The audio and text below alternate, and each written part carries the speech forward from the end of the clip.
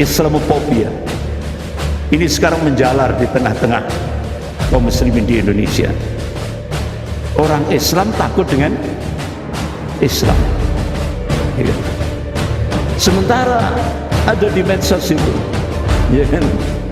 Ini kalau Habib Rizik, ya, mengeluarkan statement jihad, saya orang kafir pertama yang akan ikut. Waduh, kaget saya.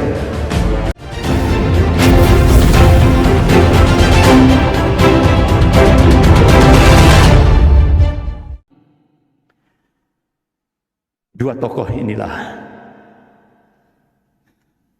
yang menjadi pemantik awal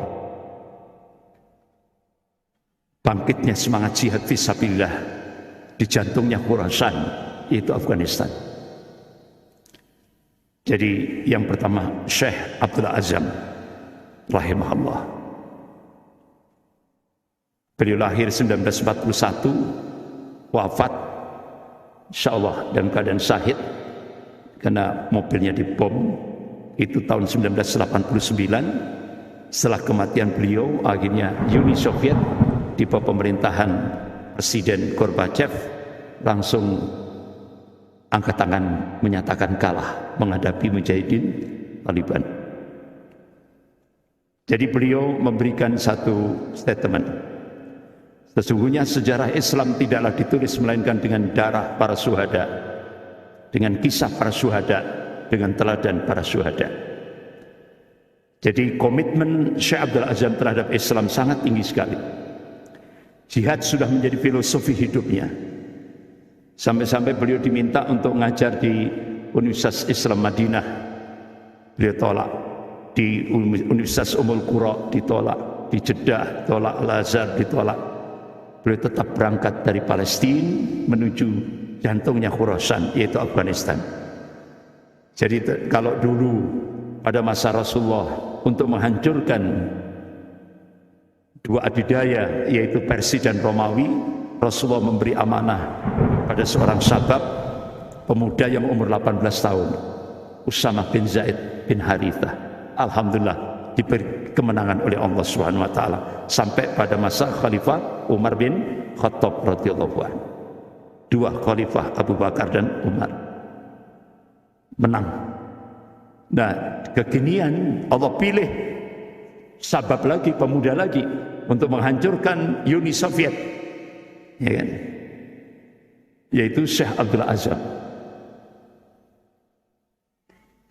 Ya. Jadi beliau sampai akhir hayatnya beliau tetap menolak tawaran mengajar di beberapa universitas. Ia berjanji terus berjihad sampai titik darah penghabisan. Mati sebagai mujahid, itulah cita-citanya.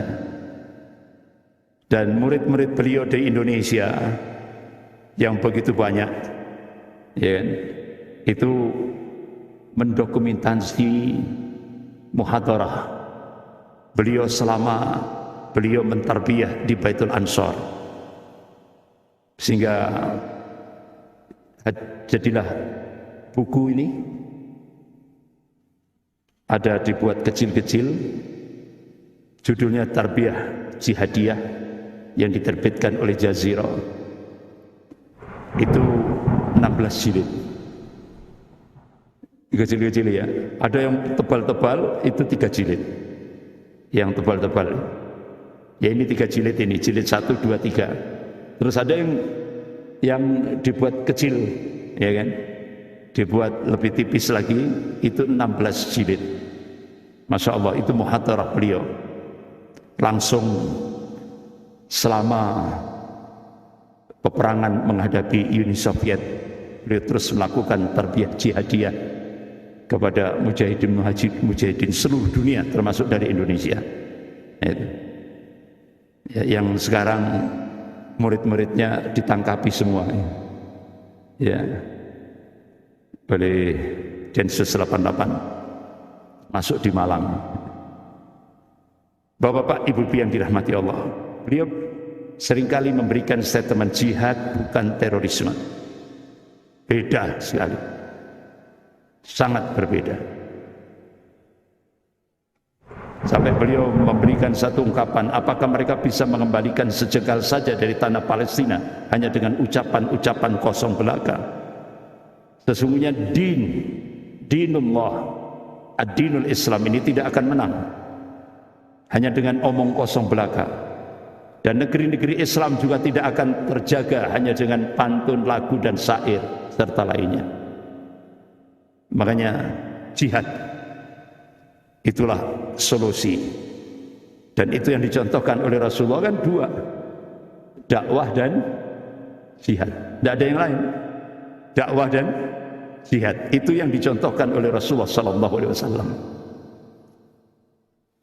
Sampai beliau juga menuliskan sejarah Islam tidaklah tertulis kecuali dengan dua warna tinta, tinta warna hitam yang ditorehkan dan tinta para ulama, ya, tinta warna hitam yang ditorehkan oleh tinta para ulama, dan tinta warna merah yang ditorehkan oleh darah para syuhada.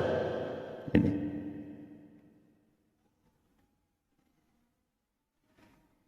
Bahkan beliau juga pernah memberikan satu ungkapan, sesungguhnya agama ini tidak akan mampu dipahami kecuali dengan jihad, karena menetapkannya secara nyata di muka bumi. Sedangkan orang-orang yang menghabiskan kehidupan mereka di tengah-tengah lembaran kitab dan kertas fikih tidak akan mungkin dapat memahami tabiat agama ini kecuali mereka yang berangkat berjihad untuk membela din agamanya. Karena agama ini tidak akan bisa dipahami rahasianya oleh seorang yang fakih duduk-duduk saja. Tapi di kalangan aktivis ini kalau sudah ngaji itu sudah itu jihad paling tinggi sudah. Ya. Tapi beda pemahaman Syekh Abdul Azam, yaitu berangkat di medan jihad. Hayya bil jihad, hayya bil jihad. Umat Islam tidak dapat dikalahkan oleh umat lainnya, kata beliau. Kita umat Islam tidak akan dikalahkan oleh musuh-musuh kita, namun kita bisa dikalahkan oleh diri kita sendiri. Ini kesimpulan yang pas, termasuk di Indonesia. Makanya lemahnya umat Islam di Indonesia ini bukan karena kekuatan orang kafir. Jadi lemahnya umat Islam di Indonesia ini karena banyaknya orang-orang munafik. Nah, itu. Kenapa kok semakin banyak? Karena di baliknya ada min amplopi bin fulus, ya, termasuk juga jabatan. Sehingga banyak orang-orang munafik baru bermunculan di Indonesia ini, yang mereka ini nampak sekali di publik.